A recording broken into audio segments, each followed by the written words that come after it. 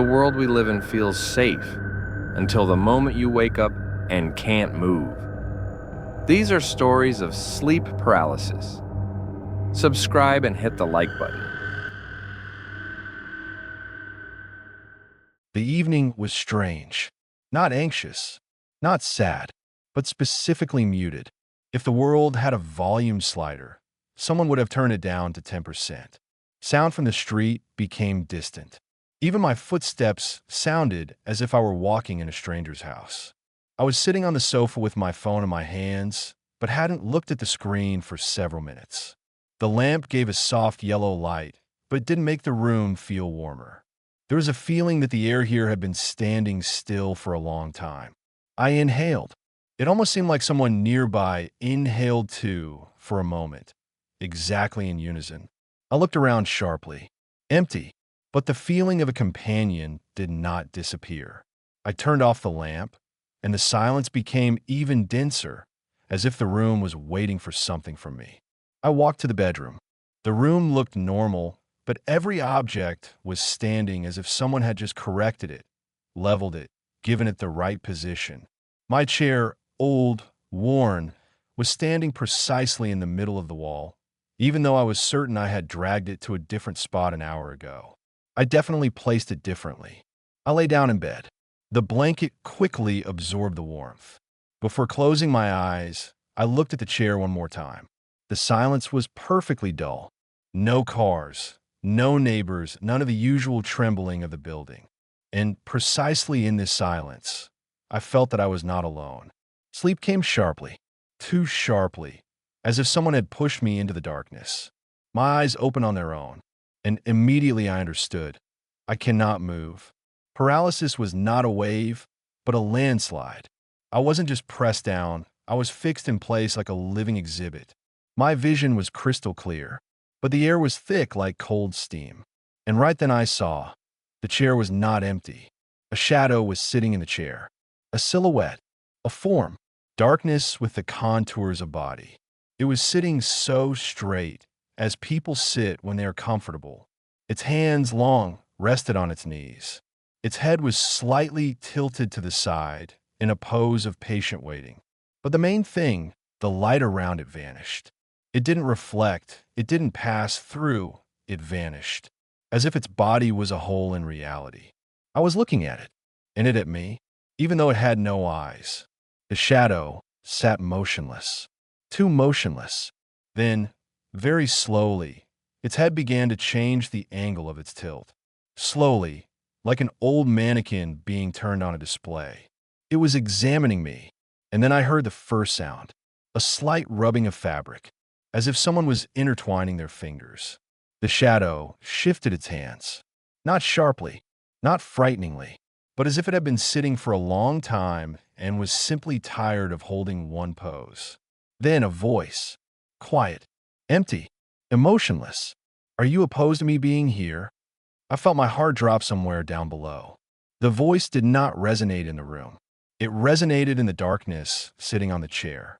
The shadow smoothly rose from the chair. Not loudly, not abruptly. It rose the way bodies without weight rise, and stood taller, much taller than when sitting. Its height was almost to the ceiling. The light from the street touched it, and disappeared as if absorbed. "I've been here a long time," it said gently. "You just weren't looking straight." It took the first step, and I heard a quiet, dull sound, as if the floor was touched not by a foot, but by something cold and empty. A second step, a third. It stopped right by the bed, and squatted down beside it, not onto the floor, but as if sitting on an invisible chair. Its face, or the place where it should have been, was a few centimeters from mine. "I was waiting," it said. The voice was now quiet, almost friendly. "You saw me once. A long time ago. I was sitting in your room when you were 5. Do you remember? You were lying in bed and were afraid to look at the wardrobe. Because you knew someone was sitting there. A chill ran down my spine. You saw me so clearly then, and then you stopped." It leaned closer. The darkness inside its body rustled, like smoke trying to keep its shape. "I want to return, to be the one you see again. Every night, It leaned even closer, almost touching my cheek. You look well. Slowly, attentively, you fix things. Its hand of darkness touched the edge of my eyelid. Allow me to look through your eyes. Just for a moment. I wanted to understand what I look like for a long time. Fingers of darkness slowly pulled my eyelid upward. Say that you see me. Say that I am returning correctly. Because if not, I will change. I will try again. Closer, darker, fuller. Its other finger touched my lips to keep me from screaming. The darkness crawled up my chest, cold and viscous, like a mist of ice. The shadow rose, leaned over the bed, completely covered me with itself. The room disappeared. Only remained its coldness, its weight, its non-existent breathing. I am here, it whispered. And if you do not acknowledge me, I will sit closer. I will enter you, and you will see me from the inside. The darkness touched my eyes. I lunged with my whole body, as much as I could. Paralysis cracked. I jumped up, gasping for breath, throwing the blanket off. The room was ordinary again. The chair was empty, but on the seat was a deep indentation, as if someone heavy had been sitting there for at least an hour. And on my pillow lay a small piece of dark dust, like ash. And it was smoldering as if it had just torn away from someone who had been sitting right next to me.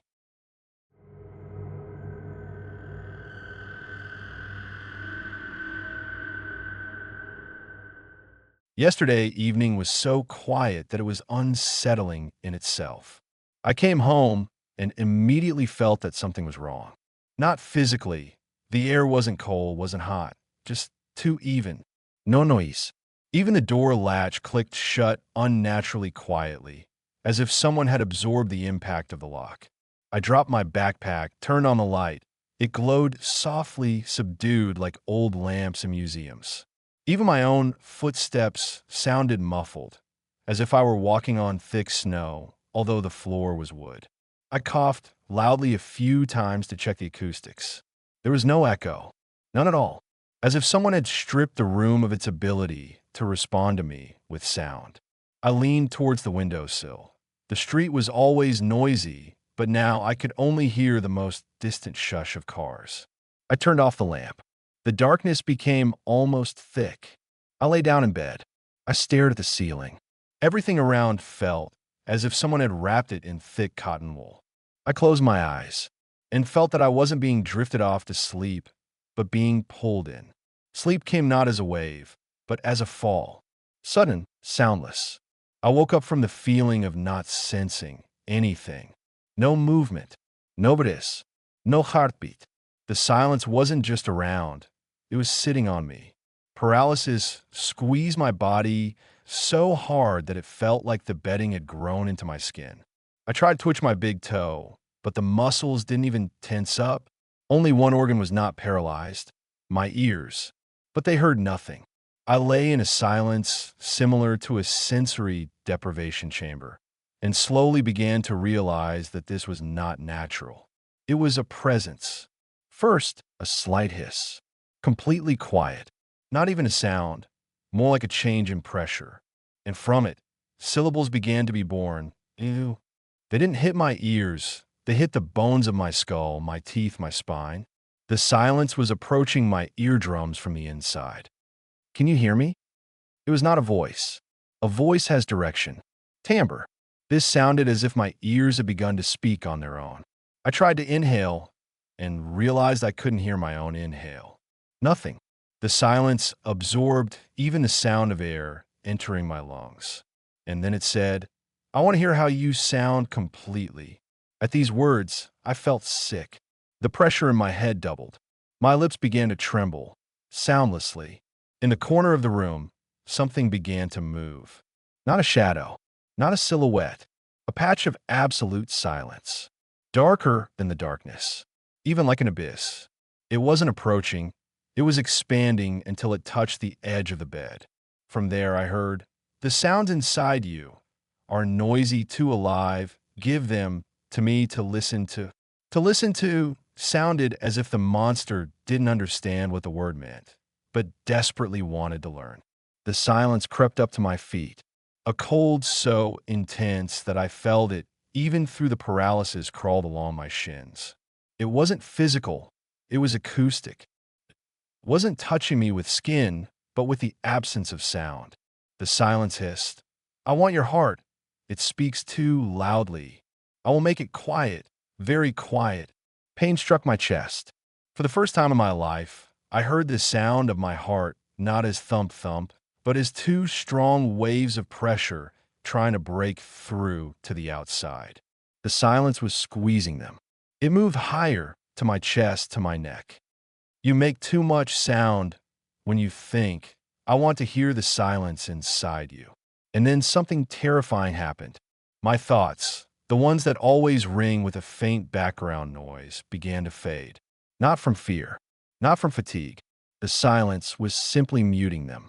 My thoughts were disappearing. I tried to recall what my room looked like, and the memory dimmed. I wanted to scream and felt a sharp pain in my ears because the silence was constricting my throat from the inside. "I heard you scream. I did not like it. Let me turn it off." The voice said this as if turning off a household appliance. My vocal cords trembled. The taste of blood went down my throat. The silence said again, "You will become my model ideal.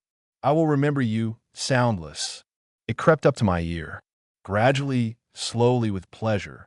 The shadow darkness approached so closely that I felt the cold, like ice.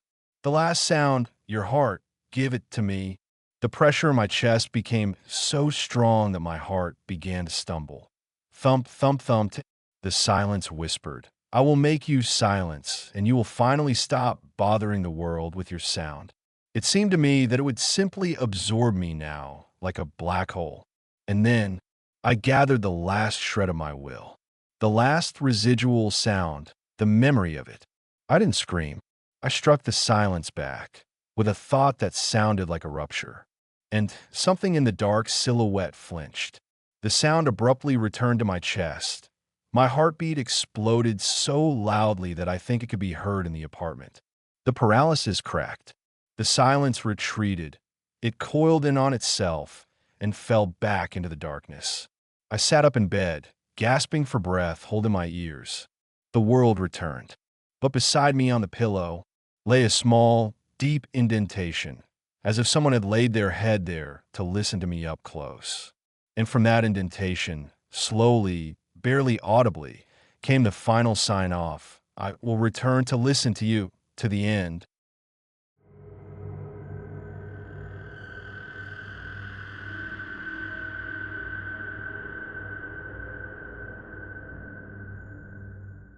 Yesterday evening was strangely quiet. The silence wasn't just hanging, it was pressing down as if something was crawling along the walls and absorbing every sound. I had been tidying the closet for an hour, not understanding why. My hands automatically reached for old clothes, boxes, and junk. When I pushed a box aside from the bottom shelf, I heard something metallic clink onto the floor. A dog tag. Cold. Not just cold, but as if it had been lying somewhere in dead earth. I picked it up. The edge was sharp in places, as if after rubbing against stones. On the surface, a deep, even scratch, like from a knife or shrapnel. No name, no number. Smooth, impersonal metal. When I turned it over, I imagined it vibrating in my hand. Very slightly, almost imperceptibly. I was so scared that I put it into a drawer and slammed it shut abruptly, as if that could change anything. It became noticeably colder in the room. I lay down in bed, feeling pleasantly tired. The air became even quiet, warm. Before falling asleep, I heard a sound. Clack. Clear, metallic, solitary. As if the dog tag had fallen in the drawer and knocked something over. I listened closely. The silence was so intense that it felt as if someone was holding it with their hands. I told myself it was fatigue. Turned on my side. Fell asleep. I woke up as if I'd been snatched from sleep by a harpoon. My eyes open on their own. My body stone. My chest couldn't draw enough air. My heart beat quietly, dully, as if through a thick layer of earth. And I realized that someone else was in the room.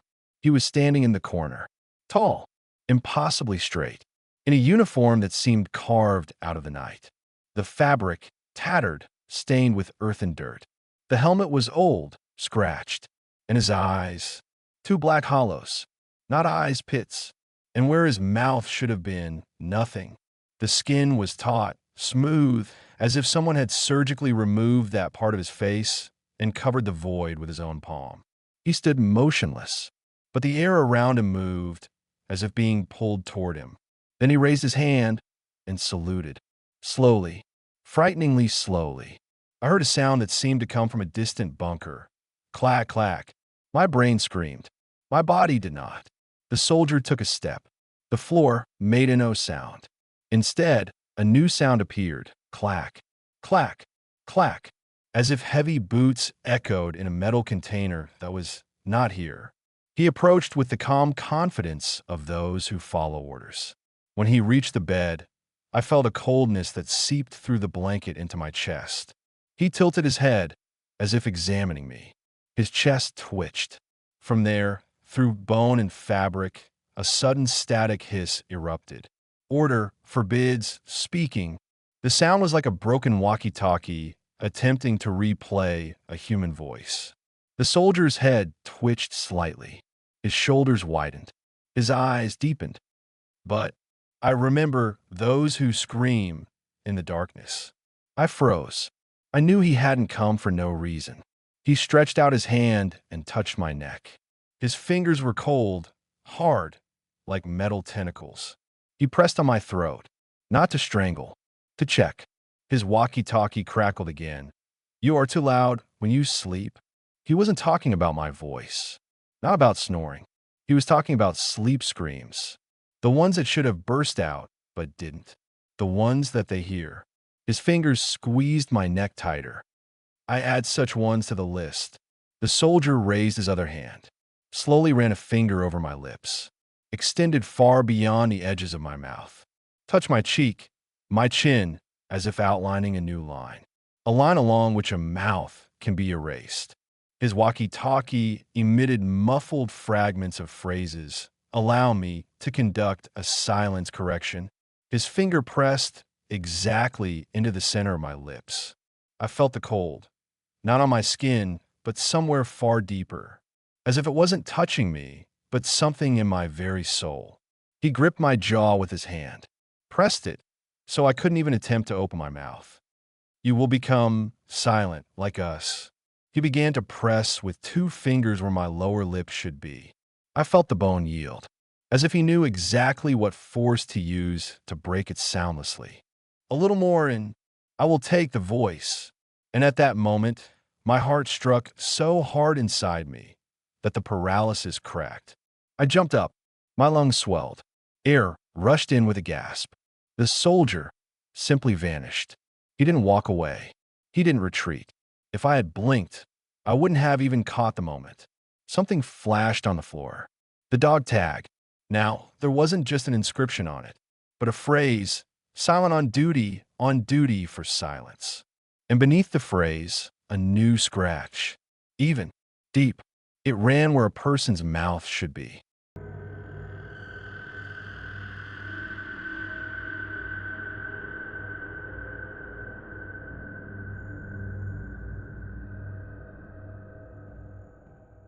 Before falling asleep, I walked through the hallway one last time. Everything looked normal, but there was a feeling as if the air had become heavier, very subtly, as if someone had just walked by and their shadow was still lingering in the air. I approached the door, and the same thing happened again, a thin, precise puff of coldness that touched my ankle. This time was longer, as if someone had dragged an icy finger across my skin. I stared at the gap. And for a second, I thought a thin strip of darkness was reaching out from under the door, but I blinked and it was gone. I stepped away, but as I was walking back to the bedroom, I heard a sound that shouldn't have been there, the very quiet crackle of compressing ice. It wasn't my imagination, and yet I fell asleep. I was thrown into consciousness so suddenly, as if someone had shoved me back into my own body. My chest wouldn't move. My arms were pinned to the mattress by cold nails I couldn't see. My lungs worked in gasps. The paralysis was absolute. And then I felt it. The cold wasn't just creeping, it was breathing. The air in the hallway moved in waves, like lungs filling and contracting. The temperature dropped every second. A dark patch slowly appeared in the doorway. It was stirring, bending, stretching forward.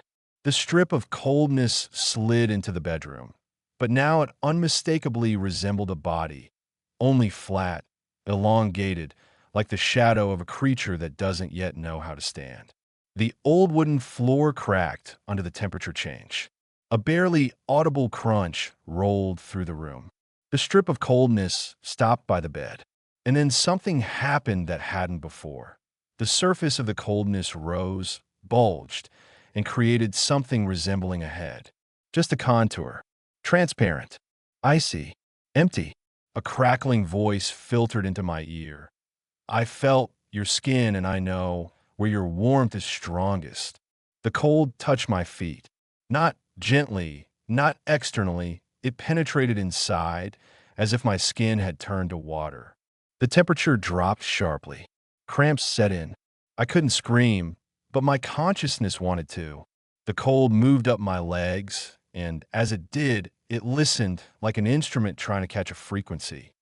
Too little warmth here. It crawled further. When the cold reached my knees, I saw something else. The air near me began to condense like steam in a frost. It was a silhouette. It rose from the floor, taking the shape of a person, but not made of flesh, made of fog and crystals. Its arms were long and narrow, like broken icicles. Its rib cage moved unevenly. It was trying to breathe, but couldn't. A cold mouth opened, and a crunch flew out of it. I want to learn to breathe like you. The silhouette bent over my body. Thin fingers touched my abdomen. At the touch, my muscles contracted, as in a spasm. The cold spoke. Your warmth, it is inside. I must find where it comes out. The hand of coldness rose to my chest. An icy finger traced my rib cage, very slowly, very precisely, as if the creature were learning anatomy by touch. The cold paused over my heart. Here, it is here. You carry a flame very deep inside. The finger pressed harder. I felt a numbness beginning in my chest. Not external, but internal, as if someone was extinguishing a flame from within. The entity raised its hand to my throat. A finger touched the skin, and it immediately frosted over with a thin layer of rime. The cold brought its formless face close to mine, and whispered so near that the frost entered my lungs. Breathe, one more time. The last one. I want to take the shape of your breath. The compression around my neck intensified. A cold weight was pressing me into the pillow. It wasn't trying to strangle. It was trying to copy how I do it. The temperature plummeted. The air became thick like icy syrup. The cold touched my chest and suddenly stopped. It listened. My heart was beating, and the cold spoke quieter, almost tenderly. There you are, your sound, your warmth. I will take only the first beat. It is the most precious. Its fingers wrapped around my heart through my ribs. Cold filled me from the inside. A strike. Pain in my muscles. Dimming vision. A little more, and I would indeed have given up that first beat. But I inhaled. Hard. Sharply. Without permission. The paralysis burst like ice. The cold vanished. The silhouette dissolved into vapor that fled back into the hallway.